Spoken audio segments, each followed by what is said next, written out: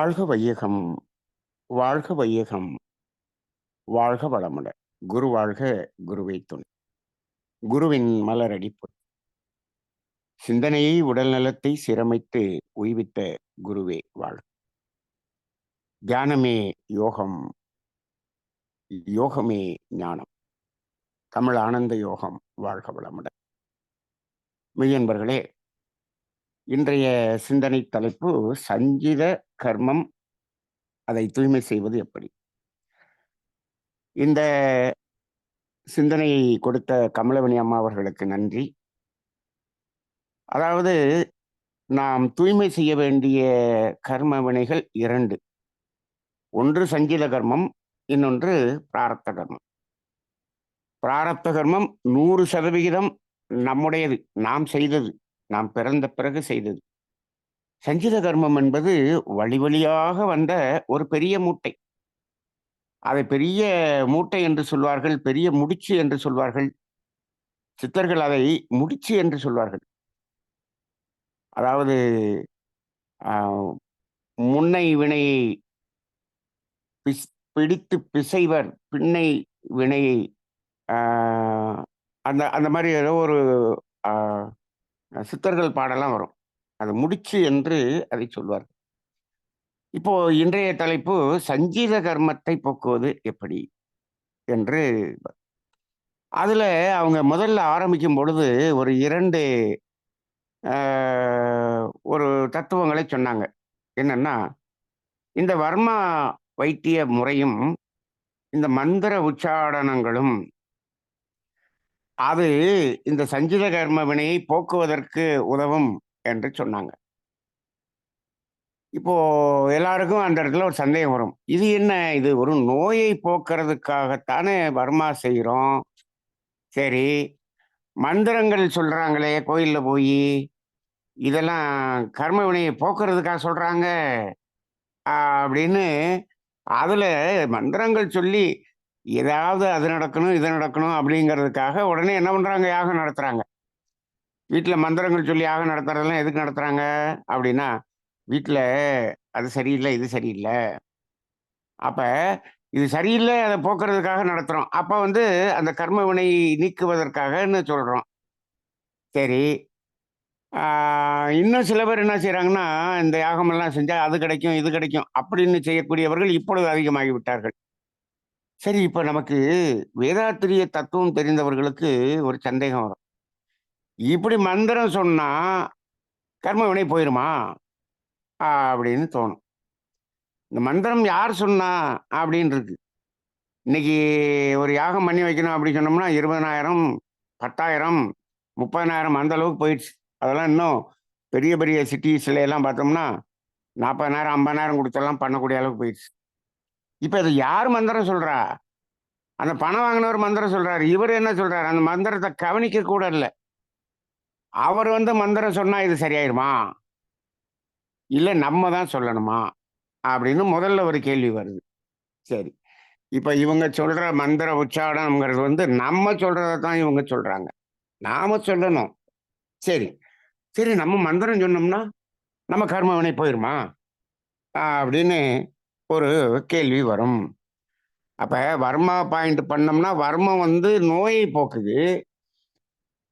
இங்க மந்திரம் சொன்னாலே போகுதுங்கிறோம். அப்ப இதுல ஒரு டவுட் வந்துடுது. இன்னும் தமிழானந்த யோகத்துல இருக்கவங்களுக்கு, வெள்ளிக்கிழமை வெள்ளிக்கிழமை நீங்க ஒரு மருத்துவ உரை கேட்டுக்கொண்டிருப்பீர்கள். அந்த உரை ஆரம்பிக்கும் போதே அவங்க என்ன சொல்றாங்கன்னா, இந்த மலர் மருத்துவத்தை பத்தி சொல்லும் பொழுது, இந்த மலர்கள் ஞானத்தை கொடுக்கக்கூடியது என்று டெய்லி ஒவ்வொரு தடவையும் சொல்லுவாங்க. இந்த மலர் மருத்துவத்தை எடுத்துக்கொண்டதன் மூலமாக நாம் ஞானம் அடைந்து விடலாம் அப்படின்னு டாக்டர் பேட்ச் சொன்னாரு அப்படின்னு சொல்றாங்க சொல்றாங்க. இப்ப இது எல்லாமே ஒரு கேள்வியாக நமது வேதாத்திரிய தத்துவங்கள் தெரிந்தவர்களுக்கு இருக்கும். சரி. இப்ப நம்ம அதுக்கு நம்ம அதுக்கு ஒரு தெளிவு நமக்கு வேணும். மகரிஷி அவர்களுடைய தத்துவம் நமக்குள்ளாக நிறைய கேள்விகளை எழுப்பும். கேள்விகளை எழுப்பி அதற்குரிய விளக்கத்தையும் கொடுக்கும். அதுதான் மகரிஷியினுடைய தத்துவம். கேள்விகளை எழுப்பிவிட்டு கேள்வியோட விட்டுறது அப்படின்னு இருந்துச்சுன்னா அதுல பலன் இல்லை. நம்ம நாட்டிலேயே நிறைய இயக்கங்கள் அப்படிதான், பகுத்தறிவு இயக்கம்னு சொல்லுவாங்க. அவங்க கேள்விகளை எழுப்பிட்டு விட்டுருவாங்க, பதிலே இருக்காது. அந்த கேள்வியோடயே இருப்பாங்க. அந்த கேள்வியவே பெரிய தத்துவமா வச்சுக்கிட்டு இருப்பாங்க. ஆனால் அந்த கேள்விக்கு நமக்கு தெளிவும் வேண்டும். அப்படிங்கிற அடிப்படையில் இப்ப பார்த்தோம் அப்படின்னு சொன்னோம்னா, இப்ப முதல்ல எதை பார்ப்போம்? இப்ப வர்மா அப்படிங்கிறது ஒரு வைத்திய முறை. சரி. இப்ப இந்த மலர் மருத்துவம்ங்கிறதும் ஒரு வைத்திய முறைதான். வைத்திய முறைதான். சரி. அக்குபஞ்சர்ங்கிறது ஒரு வைத்திய முறைதான். இப்ப இதெல்லாமே அ எங்கு இந்த உடலில் செயல்படுகிறதா? உயிராற்றலில் செயல்படுகிறதா? என்று சொன்னால், உயிராற்றலிலும், மனதிலும் செயல்படக்கூடியது தான் இது. முழுக்க, முழுக்க, முழுக்க மனதில் மட்டுமே செயல்படக்கூடியது மலர் மருத்துவம். இந்த ஹோமியோபதி என்பது மனதிற் மனதிலும் வேலை செய்யும். உயிர் மையமாகிய அந்த கருமையத்திலும் வேலை செய்யும். சரி. இந்த வர்மாங்கிறது உயிர் ஓட்டத்தில், உயிர் இயக்கத்தில் வேலை செய்யும். இப்போ இந்த மாரி அ நெறைய மருத்துவங்கள் இருக்கிறது. இப்ப இவை நோய்களை போக்குகிறது என்று சொல்றோம்னு வச்சுக்கங்க. இப்போ நோய்கள் வருகிறது என்று சொன்னால், நோய் வருவதற்கு காரணம் என்ன? நோய் வருவதற்கு காரணம் மகரிஷி தெளிவா சொல்லியிருக்காங்க. கர்மவினை நம்மிடம் இருக்கிறதா என்பதற்கு அடையாளம் என்ன? என்று சொன்னால் அவர் என்ன சொல்லுவாரு? "உடலிலே நோய், உள்ளத்திலே களங்கம்" அப்படின்னு சொல்லிறார் இல்லையா? சரி. அப்போ உடலிலே நோய் என்பதும் கர்மவினையின் விளைவாகத்தானே வருகிறது. சரி. அப்ப கர்மவினையின் விளைவாக நோய் வருகிறது என்று சொன்னால், அதை அனுபவிச்சுத்தானே ஆகணும். சரி. அதை தீர்க்கிறது அப்படின்னு சொன்னோம்னா, இப்போ ஆங்கில மருத்துவத்தில் அதை தீர்க்கவே முடியாது. அதை என்ன பண்றது? சப்ரஸ் பண்றது. சரி. இங்கு இந்த வர்மா, ஹோமியோ, மற்ற மாற்று மருத்துவங்கள் இருக்கிறது அல்லவா? இப்போ இந்த மலர் மருத்துவம், இன்னும் சித்தா, ஆயுர்வேதம் எல்லாத்தையுமே எடுத்துக்குவோம். இவை எல்லாமே இந்த நோய்களை முழுமையாக குணப்படுத்தக்கூடியது என்று நாம அடிக்கடி சொல்லிட்டு வரோம். அப்ப முழுமையாக நோயை குணப்படுத்துகிறோமா? அங்கு அ அந்த வினையை, கர்ம வினையையே நாம் அ குறைத்து விடுகிறோமா? அதையே அழித்து விடுகிறோமா? என்று ஒரு கேள்வி வரும். எப்படி கர்ம வினை குறையாம எப்படி நோய் நீங்கும்? முழுமையா நீங்கும். இப்போ இந்த இடத்துல நம்ம ஒரு தெளிவுபட வேண்டி இருக்கிறது. இன்னைக்கு அவங்க அத பேசிட்டதுனால அந்த தெளிவு இன்னைக்கு நம்ம சிந்தித்து ஆக வேண்டி இருக்கிறது. இப்போ பாருங்க, இப்போ ஆங்கில மருத்துவம் என்ன செய்கிறது என்று சொன்னால், அந்த கர்ம வினை வெளியேறுவதற்காக நோயாக வருகிறது. அந்த மருத்துவம் என்ன செய்கிறது என்றால், அதை மீண்டும் கர்ம வினையாகவே மாற்றி அதை இறுக்கமாக பதிவு செய்து விடுகிறது. இதுதான் ஆங்கில மருத்துவம். அதனால தான் அதுல நீங்க அந்த மருந்தினுடைய பவர் குறைய, குறைய, குறைய திரும்ப வந்துகிட்டே இருக்கும். ஏன்? நீங்க அந்த கர்ம வினையை என்ன செய்யல? கர்ம வினையை நீக்கல. நீங்க என்ன பண்ணிட்டீங்க? அதனுடைய வெளியே வரக்கூடிய வெளிப்பாட்டை உள்ளேயே அமைக்கி விட்டீர்கள். அப்ப கர்மவினை நோயாக வெளிப்பட்டது. இப்ப நோயை கர்மவினையாக மாற்றக்கூடிய ஒரு வேலையைத்தான் இந்த ஆங்கில மருத்துவம் செய்கிறது. சரியா? அப்ப இது இது இப்ப நம்ம முதல்ல இது தெளிவாகணும். ஆங்கில மருத்துவம் நோயை போக்கவில்லை. நோயை கர்மவினையாக மாற்றி உள்ளே வைத்துவிடும். அதனால தான் நம்ம அன்னைக்கு நேற்று நம்ம பேசினப்ப கூட சொன்னோம் இல்லையா? மரணத்தின் வரை ஐசியூலயே மருந்து மாத்திரைகளையே கொடுத்து, கொடுத்து, கொடுத்து, கொடுத்து அப்படியே மரணம் ஏற்பட்டு விட்டால், அந்த அத்துணை நோயாக வெளிப்படக்கூடிய, அது தூய்மை செய்யக்கூடிய ஒரு நிலையை, தூய்மை செய்து மரணம் வரக்கூடிய ஒரு நிலையை, இயற்கை மரணத்தை, அதை மீண்டும் கர்மவினையாக மாற்றி அவங்க குடுத்துடுறாங்க. அப்ப என்ன பண்ண வேண்டியிருக்கு? இன்னொரு உடம்புல போய் அத அனுபவிச்சே ஆகணும். அப்படிங்கிற மாரி இருக்கு. அப்ப அதுல கூட இன்னும் நல்லா தெளிவு வரணும். அந்த இயற்கை மரணமாக இருந்து, அதில் வீட்டிலேயே அது கழிவுகளெல்லாம் தூய்மை செய்து மரணமாகி விட்டால், அவருடைய பையங்களுக்கு எந்தவித நோய் பாதிப்பும் வராது. ஆனால் ஐசியூல மருந்து மாத்திரையா குடுத்து, பெற்றோர்கள் இறந்து வீட்டுக்கு கொண்டு வந்துட்டாங்கன்னா, அவங்களுடைய குழந்தைகளுக்கு பெரிய பெரிய நோய்களாக இருந்ததுன்னு வச்சுங்க, அந்த குழந்தைகளுக்கு அந்த நோய் கண்டிப்பாக வரும். அதே நோய் வரணும்னு அவசியம் இல்ல. அவர் கேன்சர்ல செத்தாருன்னா இவருக்கு லிவர்ல பிரச்சனை வரலாம், நுரையீரல்ல பிரச்சனை, ஏதோ ஒரு வகையில வரலாம். அது அந்த கர்மவினை மீண்டும் நோயாக மாறி வரும். அதனால இன்னைக்கெல்லாம் நெறைய பேர் அப்படிதான் நெனைக்கிறாங்க. ஆ அதாவது வீட்ல வச்சு யார் பார்க்கறது? அப்படின்னு பார்க்குறாங்க. நான் அடிக்கடி சொல்றது உண்டு. கடைசி காலத்துல டாக்டர் முடியாதுன்னு சொல்லிட்டாருன்னா, அப்படி சொன்னாலாவது வீட்டுக்கு கூப்பிட்டு வந்து ஒரு 15 நாள், 20 நாள் வச்சு பாருங்க. வச்சு பார்த்தீங்கன்னா 2 பெனிஃபிட் உண்டு. அவர்களை நீங்கள் பார்ப்பதற்கு, அவர்களுக்கு சேவை செய்யும் பொழுது உங்களுடைய கர்மவினை கொஞ்சம் கழியுது. அது மட்டும் இல்ல, அவர்கள் அந்த 15, 20 நாள்ல அந்த மீண்டும் கர்மவினையாக மாற்றப்பட்ட அவற்றை எல்லாம் என்ன செஞ்சுருவாரு, அதை கழிவுகளாக கழித்து, கழித்து, கழித்து அந்த உடம்பிலிருந்து அந்த கழிவுகள்லாம் வெளியேறி, நமக்கு நோய் வராமல் நிக்கும், நின்னு போயிரும். அப்ப அதை தடுத்துக் கொள்ள முடியும். அதுக்காகவாவது இதை செய்யுங்க அப்படின்னு சொல்றோம். ஆனா இன்னைக்கு இருக்கிறவங்க யாரும் அதற்கு தயாராக இல்லை. அதற்கு நேரம் இல்லை. ஏன் நேரம் இல்லை? அங்க ஆபீஸ் போணுமே. ஏன் 1 மாசம் லீவ் போடுங்க. 1 மாசம் சம்பளம் போயிருமே. சம்பளம் போனா போயிட்டு போகுது. 1 மாசம் சம்பளம் 1,00,000 தானப்பா போகும். அந்த நோய் உனக்கு வந்துச்சுன்னு சொன்னோம்னா, அங்கிட்டு உனக்கு ரூ. 10,00,000 செலவாகுமே. இதெல்லாம் நம்ப மாட்டார்கள். ஏன் அப்படின்னு சொன்னோம்னா, அவர்கள் அதிகம் படித்தவர்கள். ரொம்ப படிச்சவங்க. இப்ப நம்ம தத்துவத்த ரொம்ப படிச்சவங்கட்ட எல்லாம் சொல்ல முடியாது. சொல்ல முடியாது.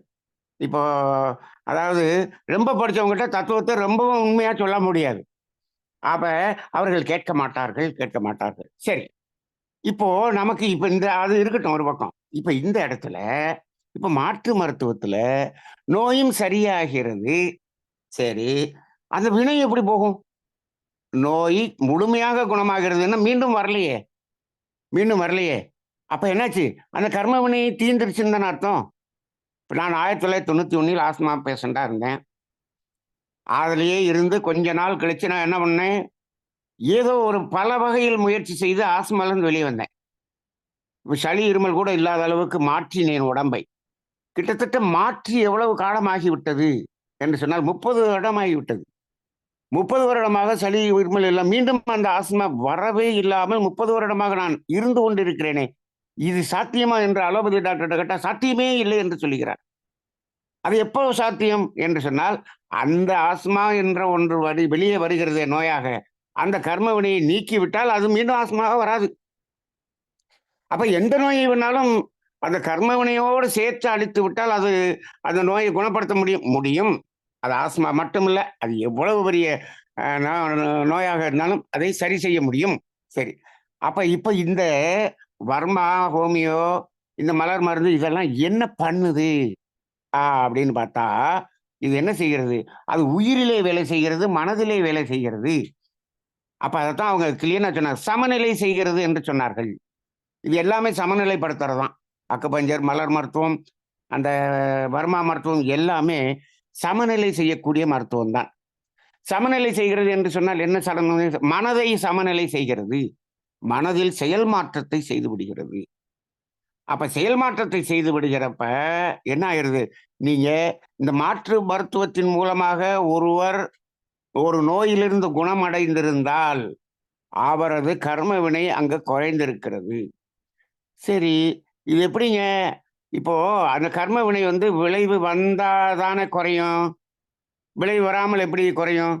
செயலுக்கு விளைவு உண்டுன்னு சொல்லிட்டீங்க. இப்ப மாத்தி மாத்தி பேசுறீங்களே! அப்படிங்கிற மாரி தெரியும். அப்ப இப்ப இந்த மருத்துவம் பண்ணிட்டாங்கன்னா, இப்ப மலர் மருத்துவத்த சாப்பிட்டோம்னா, அது சரியாயிருமா? அப்ப கர்ம வினை எப்படி சரியா போயிரும்? விளைவை துன்பமாக அனுபவிச்சு தானே ஆகணும். அப்படி இல்லாட்டி என்ன பண்ணணும்? பிறர் துன்பம் போக்கித்தானே ஆகணும். அப்படின்னு ஒரு கேள்வி வரும். இப்போ இதுக்கு இவங்க பேச்சை கேட்கும்போது என் மனசில் தோன்றியதை நான் இப்பொழுது வெளிப்படுத்துகிறேன். இந்த மாரியான மருத்துவம் செய்து அந்த நோயை போக்கியிருந்தார் என்று சொன்னால், அவரிடம் செயல் மாற்றம் என்பது வந்துவிடுகிறது என்பதுதான் இங்கு புரிகிறது. அப்ப என்ன பண்ணுது? இது செயல் மாற்றத்தை ஏற்படுத்தக்கூடியதாக இருக்கிறது. ஏன்னா உயிர்லயும், மனதிலயும் இது போய் என்ன பண்ணுது? செயல் மாற்றத்தை ஏற்படுத்தி விடுகிறது. செயல் மாற்றத்தை ஏற்படுத்தி விட்டால், அப்ப என்ன பண்ணுவாரு அவரு? இந்த ஆ மருத்துவத்தின் மூலமாக ஒருவர் பூரண குணம் அடைந்தால், அவர் யாருக்கும் துன்பம் கொடுப்பதை நிறுத்தி விடுவார். பிறர் துன்பம் போக்கும் செயலை செய்வார். அப்ப அந்த நிலைக்கு செயல் மாற்றத்தை கொண்டு வந்து விடுகிறது. செயல் மாற்றத்தை கொண்டு வந்துருச்சுங்க. செயல் மாறிருச்சா? மாறின பிறகு தான் நான் அத அழிக்கணும். அப்படின்னு ஒரு கேள்வி வரும். இப்ப எல்லாம் நீங்க இந்த முடிச்சோனே கேள்வி கேட்கறது போல நானே இப்ப கேள்வி கேட்டுறேன்னு வச்சுக்கங்க. அப்படித்தானே வரும்? ஆமாம். மகரிஷியிடம் நாங்கள் ஒரு கேள்வி கேட்டோம். என்ன கேள்வி கேட்டோம்னா, "சாமி நீங்க பாட்டுக்கு 3 நாள் பிரம்மஞான கிளாஸ் நடத்திட்டு, பிரம்மஞானிகளே அப்படின்னு எங்களை எல்லாம் கூப்பிட்டுட்டு, நீ பிரம்மஞானி அப்படின்னு சொல்லி ஒரு சான்றிதழ வேற உங்க கையால குடுத்துட்டீங்களே சாமி. இது என்ன சாமி நாங்க பிரம்மஞானி ஆயிட்டோமா? எங்களுக்கு பிரம்மஞான சர்டிஃபிகேட் குடுத்துட்டீங்களேன்னு" கேட்கும்போது, மகரிஷி ஒண்ணு சொன்னாங்க. "அப்பா நீ அந்த யுனிவர்சிட்டி மாரி இல்லப்பா இந்த யுனிவர்சிட்டி. அந்த யுனிவர்சிட்டில வந்து நீ படிச்சு முடிச்சு, பரீட்சை எழுதி பாஸ் பண்ணா தான் உனக்கு டிகிரி குடுப்பாங்க. இங்க அப்படி இல்ல. முதல்ல டிகிரிய குடுத்துருவோம். டிகிரிய குடுத்துட்டு என்ன பண்றோம், உங்களுடைய மனதை என்ன பண்ணணும், மனதை பக்குவப்படுத்தி விட்டு டிகிரிய கையில குடுத்துட்டோம். மனதை சமநிலைப்படுத்தி விட்டு டிகிரிய கையில குடுத்துட்டோம். இப்ப நம்ம மனநிலை எப்படி ஆயிருது? செயல் மாற்றம் வந்துருச்சு. இப்ப ஐயோ! மகரிஷி கையில என்ன குடுத்துட்டாரு? டிகிரிய குடுத்துட்டாரே! பிரம்மஞானம் என்ற நிலையை குடுத்துட்டாரே! அப்ப பிரம்மஞானியாக ஆகுவதற்கு உரிய செயலை நாம் செய்து கொள்ள வேண்டும். என்ன சொல்றாரு? இந்த இந்த சான்றிதழுக்கு தக்கவாறு அதற்கு ஏற்புடையவனாக, தகுதியுடையவனாக நம்மை மாற்றிக்கொள்ள வேண்டும் என்ற செயலில் நாம் ஈடுபடுவோம். அப்படின்னு சொன்னார்.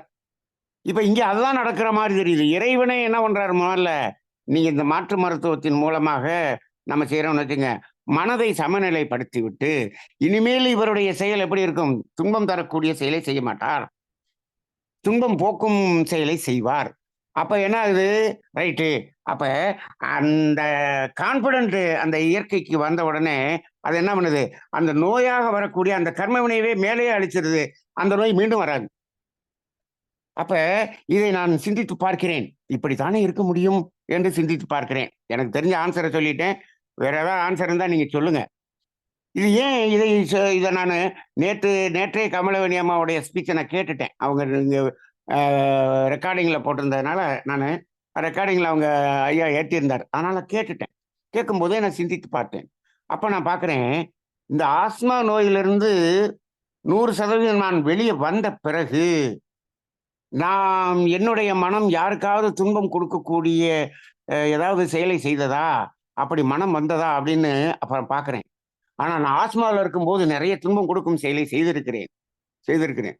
அந்த ஆஸ்மா நோயில நானு வீசிங்ல இருக்கும்போது கூட, நானு தண்ணி குடுன்னு என் ஒய்ஃப் கிட்ட கேட்டு, அது அந்த அந்த கொஞ்ச நேரத்துல தண்ணி வரலன்னா, அப்படி ஒரு அ கத்தி கத்தி அந்த தண்ணி கேட்கிற மாரி இருக்கும். அந்த நேரத்துல அப்படி ஒரு கோவமெல்லாம் வரும். நெறைய இருந்திருக்கு. ஆனால் அந்த ஆஸ்மாலருந்து வெளியே வந்த பிறகு, அந்த மனநிலையில் மாற்றம் என்பதை நானே பார்க்கிறேன். அது தெரியுது.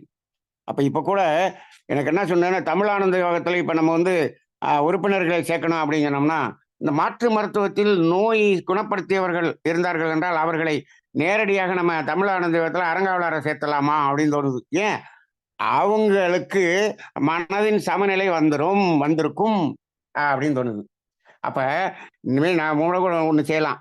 நம்ம இங்க அட்மிஷன் போடுறது என்ன, நான் அலோபதி மருத்துவம் தான் எடுத்துக்கொண்டு இருப்பேன். அப்பா நீ உங்களுக்கு தமிழானந்த சரியா வராதுப்பா.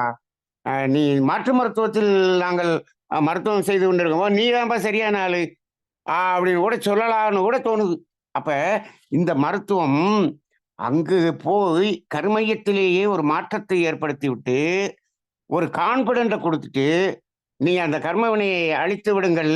இவர் என்ன பண்ணிருவார்? இவர் இனிமேல் வந்து துன்பம் கொடுக்கும் செயலை செய்ய மாட்டார். துன்பம் போக்கும் செயலை செய்வார் என்ற நிலைக்கு வரும்பொழுது, அந்த நோய் வரக்கூடிய அந்த கர்ம வினையையே கழிச்சிருது. அப்படின்னு தோணுது. அப்ப இந்த மாற்று மருத்துவத்துக்கும், அலோபதி மருத்துவத்துக்கும் உள்ள வித்தியாசம் இது. ஆனா அலோபதி மருத்துவம் என்ன பண்ணுது?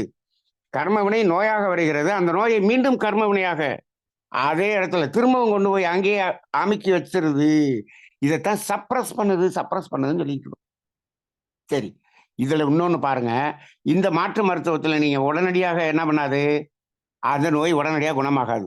ஆகாது. பார்த்திருக்கோமா? பார்த்திருக்கோம். இப்போ ஆனால் அலோபதியில உடனடியா அப்பயே உடனே அந்த வலி நின்றும். இங்க அப்படியெல்லாம் ஆகாது. அப்ப அதற்கு காலம் எடுக்கிறது அல்லவா? அந்த காலம் எடுக்கும் வரை அந்த கழிவுகள் வெளியேறி அப்ப அங்கேயே தூய்மை வந்துருது. அத நீங்க என்ன பண்றீங்க? அக்செப்ட் பண்றீங்க. ஏற்றுக்கொள்ளுகிறீர்கள். இப்போ இதுல அந்த கழிவு வெளியேறித்தான் தூய்மையாகும். இதெல்லாம் நீங்க புரிஞ்சுக்கணும், பொறுத்துக்கணும் அப்படின்னு அந்த மாற்று மருத்துவர்கள் சொல்லுவாங்க. அதெல்லாம் ஏத்துக்கிட்டு தான் பண்றீங்க. அப்ப நீங்க மனதில் பக்குவப்படைத்து விட்டீர்கள். அப்ப நம்ம மனம் பக்குவம் அடைந்து விட்டால், நம்ம பக்குவம் அடைந்து விட்டோம் என்ற ஒரு நம்பிக்கை இறைவனுக்கு வந்து விட்டால், என்ன பண்றான் அப்படின்னா, அந்த கர்ம வினையை நோயாக மாற்றுவதை நிறுத்தி வச்சுடுறான். ஏன்? இவர் எல்லாமே இனிமேல் துன்பம் போக்கும் செயலை செஞ்சு இந்த அழிச்சிருவார்ப்பா, இதை நோயாக மாற்ற வேண்டாம். நான் இதனால தான் அடிக்கடி சொல்வேன், முதல் ஒழுக்க பண்பாட்டை நீங்கள் 100% நடைமுறைப்படுத்தி விடுங்கள். ஏன்னா கர்ம வினை உங்களுக்கு துன்பமாக வராது. வராது. நான் கான்ஃபிடென்ட்டா சொல்றேன், வராது. ஏன்? சார் நான் தான் 2வது ஒழுக்கம் செய்யலையே, அப்புறம் எப்படி கர்ம வினை கழியும்? நீங்க முதல் ஒழுக்கம் செய்யறத நிறுத்திட்டீங்கன்னா, இனிமே கூடுறது நின்னு போச்சு. நீங்க இனிமேல் எப்படியும் 2வது ஒழுக்கத்த செஞ்சு தானே ஆகணும். நீ செஞ்சுருவேன்னு நம்பிக்கை இருக்குப்பா. இறைவனுக்கு நம்பிக்கை இருக்கு. அவர் நிறுத்திருவாரு. நீ எப்பா அந்த கோள்களை எல்லாம் கூப்பிடுவாரு. அந்த சனி பகவானே, ராகு பகவானே, எல்லா பகவானும் அந்த 9 கோள்களையும் கூப்பிட்டேன்னா இன்ஸ்ட்ரக்ஷன் எப்பா அவர் முதல் ஒழுக்கத்த நிறுத்திட்டாரு. அவர் 2வது ஒழுக்கத்த செஞ்சு அவர அழிச்சிருவாரு. நீ உன் வேலைய கம்முனு இரு. 7:30 சனி, அஷ்டம சனி எல்லாம் கம்முனு போவான். இவர்ட்ட மட்டும் இந்த வேலைய காட்டாதப்பா. அப்படின்னு அங்க இறை ஆற்றலே அதை நிறுத்திவிடும். சரி. அப்ப அந்த அளவுக்கு இந்த மருத்துவம் எப்படி இப்படி வேலை செய்கிறது? அப்படின்னு பார்க்கிறோம். அப்ப இந்த மருத்துவத்தையும் நாம புரிந்து கொள்ள வேண்டும். இது இப்படிதான் வேலை செய்கிறது என்று. ஆனால் இந்த மருத்துவத்த செஞ்சுக்கிட்டு, சரியா போச்சு அப்படின்னு சொல்லிட்டு திருப்பி தப்பு பண்ணோம்னா வந்துரும். இப்ப எனக்கு நான் சொல்லிட்டேன் இத்தனை வருஷமா ஆஸ்துமா இல்லன்னு ஒரு தடவ பேசினா என்ன சொல்றாரு ஒருத்தரு, "சார் இனிமேல் உங்களுக்கு ஆஸ்துமா வராதுன்னு எதுவும் நிச்சயம் இருக்கா சார்?" "வராதுப்பா" அப்படின்னேன். எழுதி குடுங்க சார். ரூ. 20 பத்திரத்துல எழுதி குடுங்க. எனக்கு வராதுன்னு எழுதி குடுங்கன்னு கேட்டான் ஒரு பையன். நோட்ட கொண்டா எனக்கு வராதுப்பான்னு எழுதி குடுத்து கையெழுத்து போட்டு எந்த நம்பிக்கையில கையெழுத்து போட்டு குடுத்தீங்க? அப்படின்னா, இனிமேல் நான் இந்த செயலை செய்ய மாட்டேங்கிற நம்பிக்கையில தான் நான் கையெழுத்து போட்டு குடுத்தேன். அவ்வளவுதான்.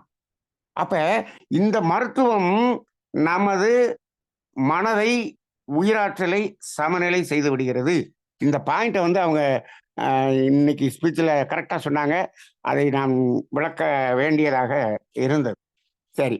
இன்னொன்று இவங்க இன்னைக்கு பேசினதுல ரொம்ப முக்கியமானப்பட்ட 2வது பாயிண்ட் என்ன அப்படின்னு சொன்னோம்னா, இப்போ ஆ பிராரப்த கர்மம் போகணுமா? சஞ்சீத கர்மம் போகணுமா? இன்னைக்கு சஞ்சீத கர்மம் போக்குறது தான் இன்னைக்கு தலைப்பு. இப்ப பிராரப்த கர்மம் போக்குறது அப்படின்னு சொன்னா, என்ன நம்ம செஞ்சது. இப்ப ஒரு சின்ன உதாரணம் வச்சுக்குவோம். இன்னைக்கு நெறைய பேரு சொல்லிக்கிட்டு இருக்காங்க. நம்ம தமிழானந்த யோகத்துல ஒரு ஈகைய பற்றி ரொம்ப நெறைய பேசியிருக்கோம். அத யாரோ கேட்டிருப்பாங்க போல இருக்கு. யாரோ கேட்டுட்டு அதுக்கு தகுந்தாற் போல ஒரு கமெண்ட் ஒரு போடுற மாரி ஒரு YouTubeல ஒரு பதிவு நானே பார்க்குற மாரி வந்துருச்சு. என்னன்னு கேட்டா, அந்த அன்னதானம் போடுறது. தானத்தில் சிறந்தது அன்னதானம். இது எந்த காலத்துல சொல்லி வச்சாங்க? மகரிஷி சொல்லுவாங்க, எந்தெந்த காலத்தில் எந்தெந்த செயல்கள் இருந்ததோ, அது இந்த காலத்தில் பொருந்தவில்லை என்று சொன்னால், அதை தவிர்ப்போம்னு சொல்லியிருக்காரு. இப்ப அன்னதானம் போட்டுட்டு, எங்க பெரிய புண்ணியம், புண்ணியம், புண்ணியம் சொல்லிக்கிறேன். நான் எங்க மன்றத்துல எல்லாம் சொல்லுவேன், அந்த அன்னதானம் போடுறவருக்கு பாவம். அத போய் சாப்பிட்டீங்கன்னா, அத விட பாவம் அப்படின்னு சொல்லுவேன். ஏன்னா, இப்ப இன்னைக்கு கோயில்ல முழுவதும் திருவிழான்னு வச்சுட்டு அன்னதானம் போடுறோம். அதுக்கு 10 மூட அரிசி இன்னைக்கு போட்டு அன்னதானம் போடுறோம். அது சாம்பார் அது இதுன்னு போட்டு, இப்ப என்ன ஆச்சுன்னா, அங்க உட்கார்ந்து 1000 பேர் சாப்பிட்டாங்க. ரைட். யார் சாப்பிட்டாங்க? அதுல 950 பேர் அந்த ஏரியால இருக்கக்கூடிய வீட்ல யாருமே சோறாக்காம இங்க சாப்பிட்டாங்க. விவரமா சாப்பிட்டு போயிட்டாங்க. ஒரு 50 பேரு சாப்பாட்டுக்கு இல்லாத வந்திருப்பான். அவன நீ ஓரமா உட்காரு கடைசியில போடுறேன்னு போடுறான் அவன். இந்த 950 பேர் இருக்கிறவன் தான் சாப்பிட்டான். இப்ப இந்த இருக்கிறவனுக்கு சாப்பாடு போட்டதுனால, இவருக்கு போட்டவருக்கும் புண்ணியம் கிடையாது. இவருக்கு 2 பேருக்கும் பாவம் சேரும்னு சொல்லுவேன். அன்னைக்கு ஒருத்தர் சொல்றாரு, ஒரு நிறைய பேர் இந்த அன்னதானம் செய்வது பாவத்தை கழிக்காது, புண்ணியம் இல்லை அப்படின்னு சில பேர் பேசுறாங்க. அதுவும் அந்த அன்னதான சாப்பாட சாப்பிட்டோம்னா, நமக்கு பாவம் வந்துரும்லாம் சில பேர் பேசுகிறார்கள். அவர்கள் எல்லாம் தவறாக பேசுகிறார்கள். அவர் புரியாமல் பேசிக் கொண்டிருக்கிறார்கள். அன்னதானத்தினுடைய தத்துவம் தெரியாமல் பேசிக் கொண்டிருக்கிறார்கள்னு ஒருத்தர் பேசி அத YouTubeல போட்டு விட்டுருக்காரு. என்ன சொல்றாருன்னா, அன்னதானம் என்பது அன்னதான சாப்பாடு சாப்பிடும்போது, இத சாப்பிட போறவர் எப்படி போறாராம்? அப்படி கையேந்தி போறாராம். ஒருவரிடம் கையேந்தி போய் நாம் யாசகம் செய்வதோ கையேந்தி சாப்பிட்டோம் அப்படின்னு சொன்னோம்னா, அந்த இடத்துல அவருடைய தன்மனைப்பு குறைந்து வருகிறார். அதனால அவருடைய கர்மவினை கழிஞ்சிரும். அது பெரிய புண்ணியம் அப்படின்னு அவர் சொல்றாரு. நான் நான் இந்த இடத்துல கேட்கிறேன். எத்தனை பேர் அன்னதானம் சாப்பிடும்போது போய் கையேந்தி போறாங்க. போய் உட்கார்றாங்க. டைனிங் டேபிள் போடுறாங்க. இலைய போடுறாங்க. போட்டாங்க. போட்டுட்டு இன்னொரு டைம் அந்த பாயாசம் இன்னொரு தடவ கொண்டாயா அப்படின்னு வாங்கி வாங்கி சாப்பிட்டுட்டு இருக்காரு. கையேந்தி எங்க சாப்பிட்டாரு? அப்படியெல்லாம் இல்ல. அப்ப இதை நியாயப்படுத்திக் கொண்டு நெறைய பேர் பண்ணிக்கிட்டு இருக்காங்க. அப்ப இன்னைக்கு அதாவது நாங்கள் ஒரு 100 பட்டணம் குடுத்தோம் அப்படின்னு சொன்னா, அது வந்து ஈகை அப்படின்னு சொல்லிக்கிட்டு இருக்கிறாங்க. ஏதாவது ஒரு தெருவுல நின்னுக்க வேண்டியது, அந்த ரோட்ல போறவங்களையெல்லாம் கூப்பிட்டு 100 பட்டணம் குடுத்துற வேண்டியது. இது தானம் என்று சொல்லிக் கொண்டிருக்கிறார்கள். இப்போ அது எப்படியோ ஒரு பக்கம் இருக்கட்டும். நாம என்ன சொல்றோம், உண்மையிலேயே அந்த பசி இருக்கிறவருக்கே போடுறோம்னு வச்சுக்கங்களேன், சாப்பாடு குடுக்குறோம்னு வச்சுக்கங்க. இந்த இது எந்த எந்த கர்மத்தை போக்கும்? சஞ்சித கர்மத்த போக்குமா? பிராரப்த கர்மத்த போக்குமா? அப்படின்னு ஒரு சிந்தனை செய்து பார்த்தா, என்ன ஆகுது? இப்ப பசிய போக்கிட்டோம். அவருக்கு நாளைக்கு திரும்பி பசி வருது. அப்ப திருப்பி அவரு என்ன பண்றாரு? பழைய நிலைக்கு வந்து விடுகிறார்.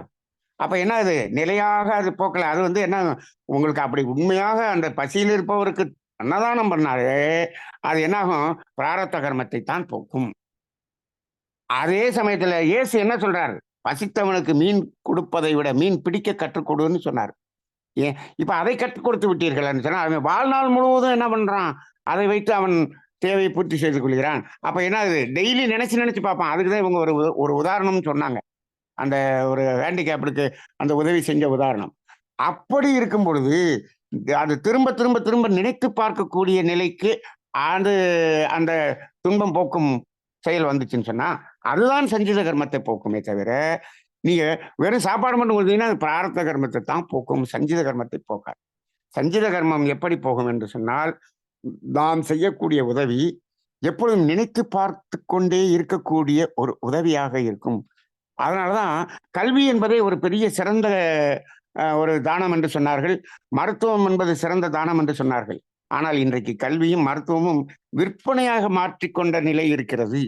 அப்ப நம்ம ஆன்மீக கல்வியாவது இன்னைக்கு அது நினைத்து பார்க்கக்கூடிய, நினைத்துக் கொண்டே இருக்கக்கூடிய ஒரு கல்வியாக, ஒரு வாழ்க்கையை மாற்றக்கூடிய கல்வியாக கொடுக்கக்கூடியதாக இருக்கிறது. அப்படி ஒரு எளிமையான தத்துவத்தை மகிழ்ச்சி குடுத்துட்டார். ஆனா, அதை மாற்றக்கூடிய அளவில் நம்ம குடுக்குறாங்களா ஆசிரியர்கள்னா, குடுக்கல, குடுக்கல. அப்ப இன்னைக்கு ஆசிரியர் வந்து டார்கெட்டுக்காக பாடம் நடத்துனாங்கன்னா, அதுல புண்ணியமே கிடையாது. புண்ணியமே கிடையாது. நாங்கள் இத்தன வருஷமா இத்தன சர்வீஸ் பண்றோம். எல்லாம் எதுக்காக பண்ணோம்? டார்கெட்டுக்காக பண்ணோம். அதுக்கு இவ்வளவு பணத்துக்காக பண்ணோம். இவ்வளவு டார்கெட் வரணும், இவ்வளவு பணம் வரணும், இதெல்லாம் கட்டணும், இது கட்டணும், அந்த கட்டடம் கட்டணும், இந்த கட்டடம் கட்டணும். இந்த கட்டடம் கட்டுறதுக்காக நீ வந்து பாடம் நடத்தி வேதாத்திரியத்தை சொல்லிக் கொடுத்தாய் என்று சொன்னால், அது பாவம் தானே தவிர, அது புண்ணியம் இல்ல. மாற்றம் வரணும். அது ஒண்ணுதான். அவங்களுக்குள்ள மாற்றம் வரணும். அவ்வளவுதான். அதுலருந்து நீ எதையும் எதிர்பார்க்கக்கூடாது. அப்ப அந்த அடிப்படையில் இந்த ஆன்மீக கல்வி என்பது இப்ப இப்ப எல்லாம் என்னது? நிலையான ஒரு அ துன்பத்தை போக்கக்கூடியதாகவும், அதை நினைத்து பார்க்கக்கூடியதாகவும் இருக்கிறது. அதனால் தான் அதைத்தான் நம்ம தமிழ் ஆனந்த யோகம் செய்வது என்ற ஒரு குறிக்கோளோடு செய்து கொண்டிருக்கிறோம். இதையும் நீங்கள் அனைவரும் இன்னும் இதில் இணைந்து, இன்னும் மேம்பட்டு எல்லோரும் செய்வதற்கு வர வேண்டும் என்பதுதான் எங்களுடைய ஆசை. இதை இப்ப ஒரு 4 பேர் முன்னாடி நின்னு செஞ்சுட்டு, அவங்க மட்டும் அப்படி அல்ல. இன்னும் பல பேர் வர வேண்டும். இந்த புண்ணிய செயலில் நீங்களும் ஈடுபட வேண்டும். இந்த சமுதாயத்துக்கு இதை எடுத்துச் செல்ல வேண்டும். மாற்றம் வர வேண்டும். செயல் மாற்றம் வர வேண்டும். ஆக இந்த சஞ்சித கர்மம் என்பதை போக்கக்கூடிய ஒரு தத்துவத்தில் ஒரு 2 ஒரு தத்துவ விளக்கங்களை அவர்கள் இன்று பேசியிருந்தார்கள்.